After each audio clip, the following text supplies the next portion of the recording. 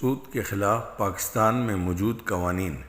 پاکستان چونکہ اسلامی ریاست ہے، اس لیے یہاں سود کا کاروبار کرنا جرم ہے۔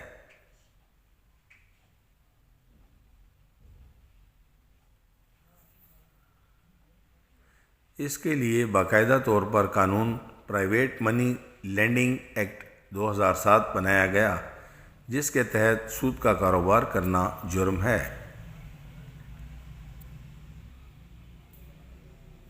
اس قانون کے تحت اگر کوئی سود کا کاروبار کرتا ہے یا کسی کو سود پر رقم دیتا ہے تو اسے 10 سال قید کی سزا ہو سکتی ہے۔